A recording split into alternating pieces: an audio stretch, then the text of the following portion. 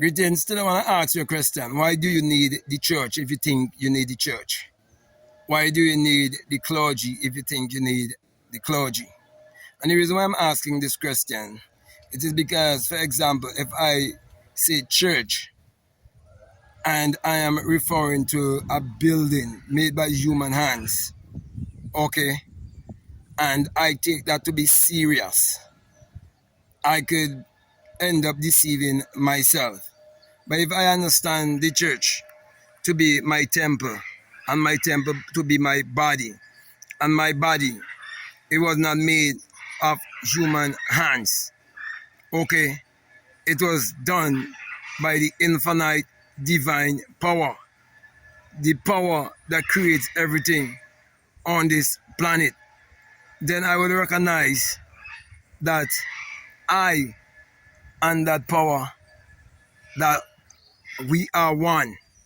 And when I say we, I'm not speaking about division or separation. I'm just basically saying that there is one energy or one power. Okay?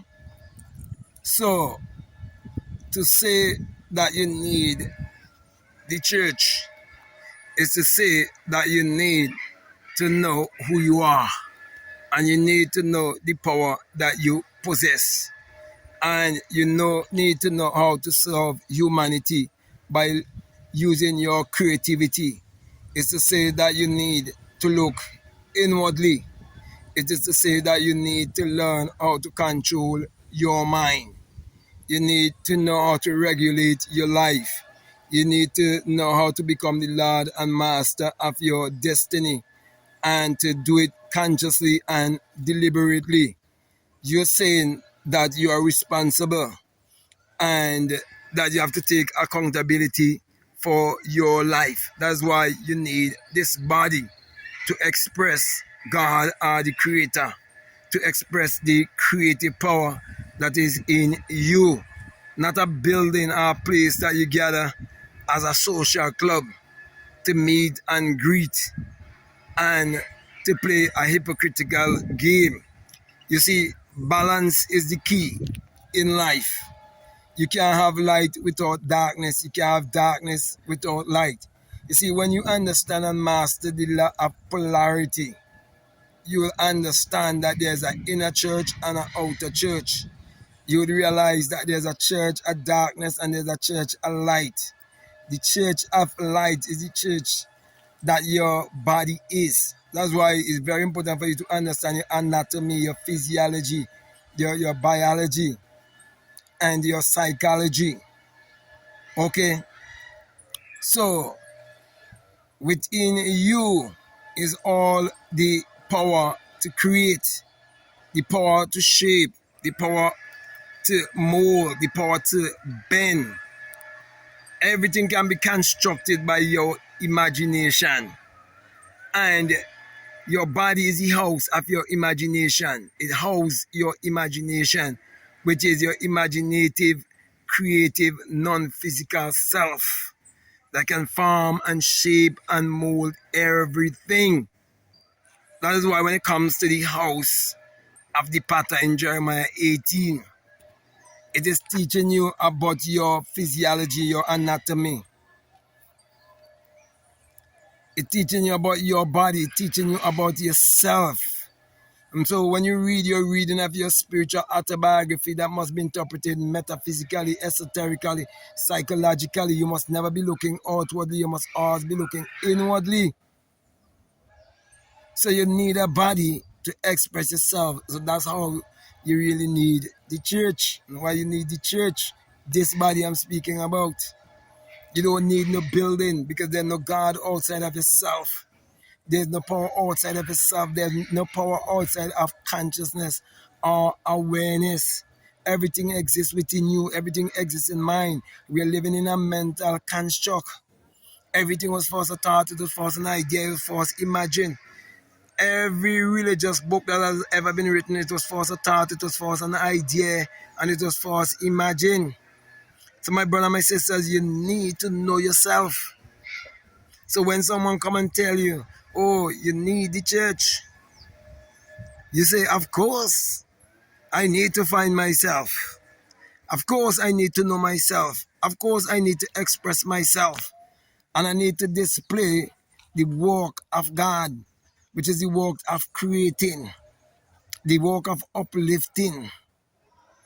I need, by my action, to speak louder than my words. Okay? That is why whatsoever things that are good and whatsoever things that are lovely and whatsoever things are pure and true, things that have virtue in it, you have to always think on those things because thoughts become things. This is the place of all miracles. This is the only house of God there is. This is the only church there is. There's no other church. So the church can't go to church. And then you can worship the power because the power is you. So you don't want to get involved in idolatry by thinking there's some power outwardly. Okay. So my brother and my sisters, when you realize that everything you're reading in the Bible is all about you and you're searching for yourself and that true salvation is self-realization, then you realize that God and man are one and that the only church you really need is basically to know thyself. And you would realize from the ancient saying, know thyself, they stole that of knowing thyself and tell you that you need the church, you need a savior, you need a Lord, you need a master. And all of that is just stealing your power because you're the Lord, you're the master, you're the church, you're the temple. Okay? And the three areas. Okay, there's the outer court and the middle court and the holy of holies inside of you. When you rise to the highest place of consciousness, the highest place of awareness, and your IQ level could go, your IQ level raised to a higher level. When you go beyond the skull, and you experience yourself as pure consciousness, you're the high priest that going into the holy of holies. You see, you're physical, you're psychological, and you're spiritual. When you find your spiritual self, that's liberation. When you find your spiritual self, that's true redemption. And so you're going to redeem yourself. And how you redeem yourself is that you have to be willing to unlearn and relearn and then reprogram your subconscious mind. Okay, you rearrange your mind and then you start to experience the real true transformation. So, my brother and my sisters, when you understand language and the power of language, okay, I could speak a whole church language and you think I'm talking about your kind of church. I could speak about the Savior. I could say Lord. I could say Master. I could say God. I could say Jesus. I could say Savior. And I could play the game like that and tell you exactly what you want to hear. Just like when a man tell a woman what she wants to hear. She give it up easily, even though it's a lie. But I'm not playing that kind of game. Okay? And so the people who are religious and superstitious, the preachers tell them exactly what they want to hear. And they open their legs easily. Okay? And they get indoctrinated. But my brother, my sisters, I want to wake you up to realize that this life is a dream. And when you wake up, you find yourself in the temple. And when you find yourself in the temple, you would realize the importance of your backbone. You would realize the importance of the Christus, the oil.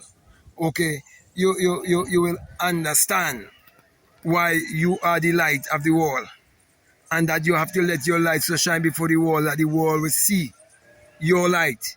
You see, your action must speak for themselves, not you speaking and saying you're this or you are that. Not you telling people how to live their life and telling people they need the church, they need an organization, or they need to become a member, or they need to join. Using fear to tell them if they don't do what you tell them to do, this will happen to them and that will happen to them. It's all a lie. So my brother, my sisters, take back your power, okay, and run your own church, because you're the only church there is, okay, for you are the temple of the living God, having this human experience. So my brother, my sister, if what I'm saying, if it makes sense, if it really resonates with you and you haven't subscribed already, I'm definitely encourage you to subscribe, to like, to comment, or to share this video. Also, if you like to follow me on Instagram, you like to follow me on TikTok, you can definitely follow me at Black Mad Guru. If you like to get my books, all the links are down below. You can get How to Turn Water into Wine, Your Mood is Your Fortune, How to Open the Floodgates of Abundance, Spiritual Recipe for Better Living, The Secret Vagina, Mystery of the Virgin Birth, and much more. Also, you can get my gratitude journal for him and gratitude journal for her. You can book a one-on-one with me if that is your desire. If you want to be mentored by me and that is your desire too, you can reach out to me also.